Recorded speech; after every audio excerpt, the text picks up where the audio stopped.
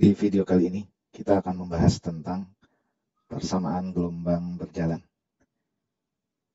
Misalkan ada pegas bergetar dihubungkan dengan tali yang sangat panjang, maka pada tali akan terbentuk pola gelombang berjalan. Kita ingin tahu bagaimana persamaan gerak dari gelombang ini.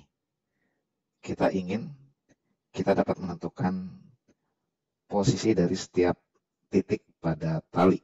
Mengetahui persamaan gerak dari gelombang ini berarti kita ingin mengetahui, misalkan ini titik P, ini titik Q, ini titik R, pada jarak XP, ini simpangannya kita beri nama YP berapa. Pada jarak XQ, ini simpangannya YQ berapa. Demikian juga pada jarak XR misalnya. Ini simpangannya YR berapa. Nah, di sini berarti kita lihat bahwa setiap posisi atau kedudukan pada tali, dia memiliki simpangannya masing-masing. Posisi yang berbeda akan memiliki simpangan yang berbeda. Dengan demikian kita simpulkan bahwa Y, simpangan pada gelombang, itu merupakan fungsi dari X. Kalau X-nya berbeda, maka nilai Y-nya berbeda. Nah, selain bergantung kepada kedudukan X, simpangan dari gelombang ini juga ditentukan oleh hal lain. Nah, misalkan suatu ketika bentuknya seperti ini, seiring dengan berjalannya waktu, maka bentuknya akan berubah, bergeser. Misalkan seperti ini.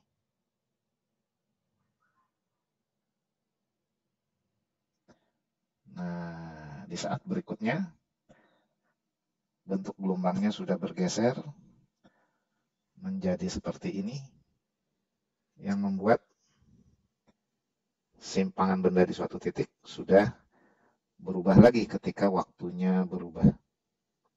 Nah, kita lihat simpangan benda di titik P yang tadinya YP seperti ini, sekarang sudah berubah menjadi YP yang ini.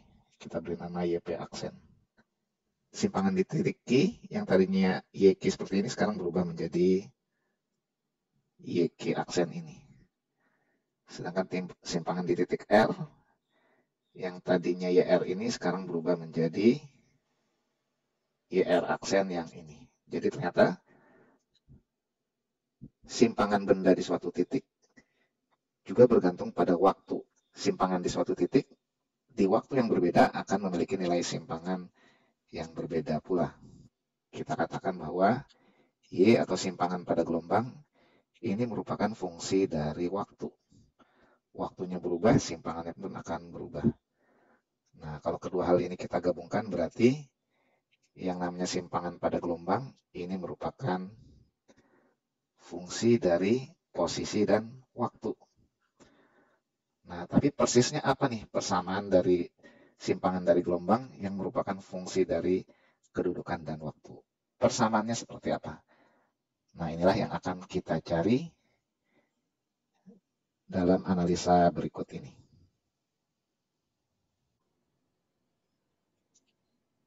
Misalkan pangkal tali kita beri nama sebagai titik O.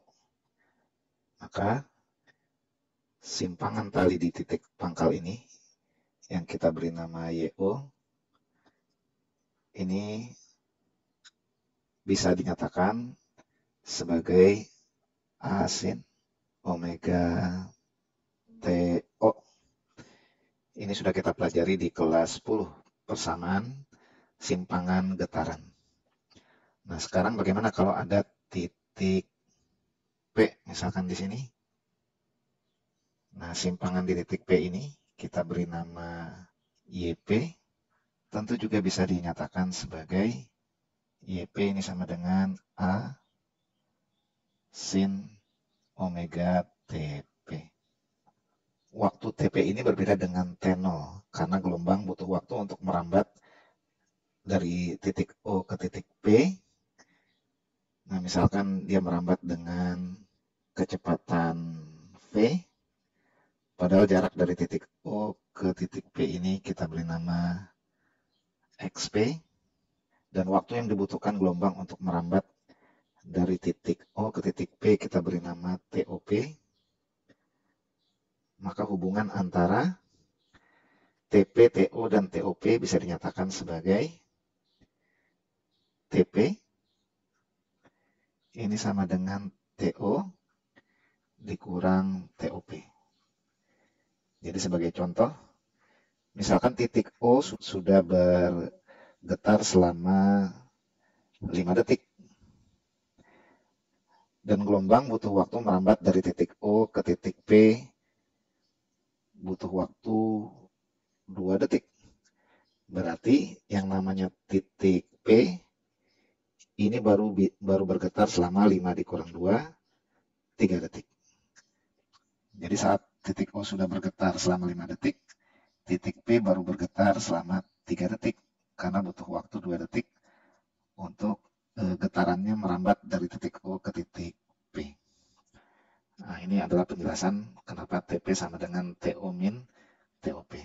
Nah, kita ingin merubah persamaan simpangan di titik P ini dari mengandung TP menjadi lebih universal, yaitu dinyatakan dalam TO. Nah, maka kita substitusikan dari TP ini menjadi TO min TOP. Ya, berarti kita tuliskan di sini YP sama dengan A sin omega, TP-nya menjadi TO dikurang TOP. Nah, ini kita uraikan menjadi A sin omega TO min, karena kecepatan sama dengan jarak bagi waktu. Dalam hal ini berarti jarak XP dibagi waktu yang dibutuhkan untuk merambat dari titik O ke titik P, TOP. Berarti TOP bisa dinyatakan sebagai XP per V. Nah, kita masukkan di sini, TOP-nya kita ganti menjadi XP per V. Nah, di sini omeganya kita masukkan, berarti sama dengan omega T0 dikurang omega XP per V. Nah, kita tuliskan lagi di sini. Nah, kita pindahkan ke sini, YP sama dengan A sin omega T0 min omega XP per V. Nah, omega di sini kita uraikan menjadi 2PF kali XP per V di sini tidak lain pada gelombang sama dengan F kali lambda, frekuensi kali panjang gelombang. Nah, di sini berarti ada F, ini bisa kita coret sehingga persamaannya bisa kita nyatakan sebagai YP sama dengan A sin omega T0 min KX, di mana K di sini sama dengan 2pi per lambda, ini yang disebut dengan bilangan gelombang.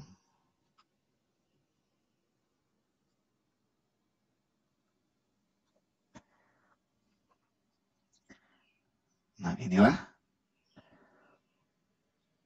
persamaan gelombang yang kita cari, di mana Y simpangan pada gelombang merupakan fungsi dari T dan X. Pada persamaan gelombang Y sama dengan A sin omega T min KX, Y di sini adalah simpangan gelombang,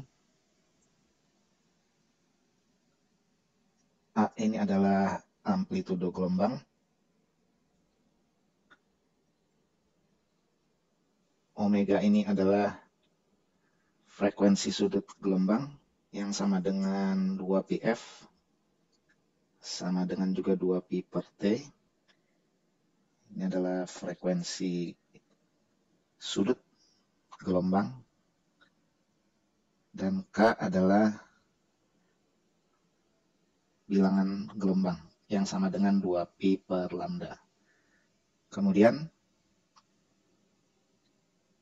tanda minus di sini ini menunjukkan bahwa gelombang merambat ke kanan. Seperti ini ya, gelombang merambat ke kanan. Kalau gelombangnya merambat ke kiri berarti tanda minusnya diganti dengan tanda plus.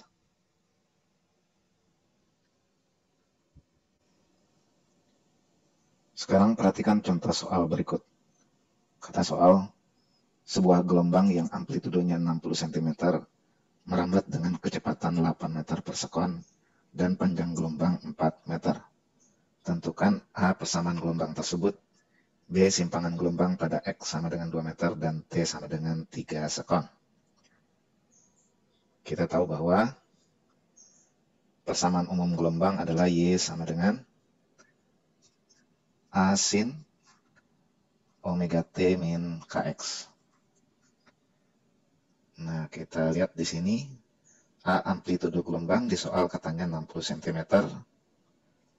yang berarti sama dengan 0,6 meter.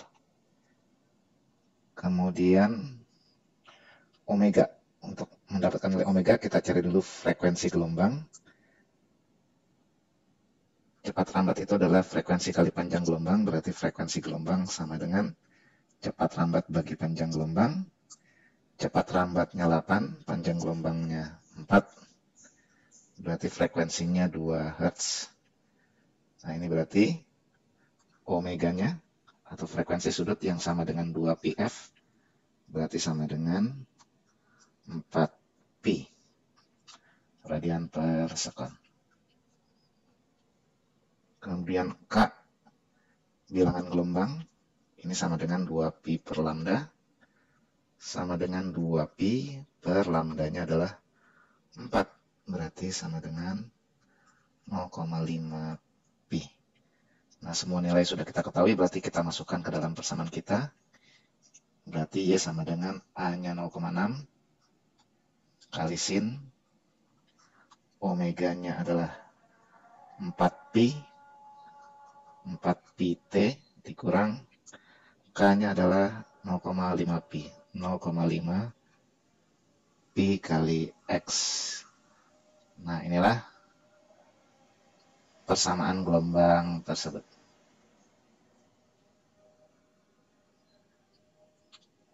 Kemudian ini jawaban yang A. Untuk yang B, simpangan gelombang pada X sama dengan 2 meter dan T sama dengan 3 sekon. Berarti kita masukkan nilainya. Y sama dengan 0,6 sin 4π kali T-nya adalah 3 sekon kali 3 dikurang 0,5π kali X-nya adalah 2. Berarti sama dengan 0,6 kali sin. Ini adalah 12π dikurang π. Berarti sama dengan 0,6 sin 11π. Ingat, setiap kelipatan 2π berarti benda kembali simpangannya ke posisi semula. Berarti yang namanya sin 11π itu sama dengan sin π ya. Karena 10π-nya bisa dibuang. Ini kan 11π sama dengan 10π tambah π. 10π-nya bisa dibuang karena kelipatan 2π. Berarti dia kembali ke posisi semula. Berarti ini sama dengan sin π. Nah, kita tahu yang namanya sin π itu sama dengan 0 ya. Berarti ini nilainya sama dengan 0. Ini adalah jawaban yang pertanyaan B.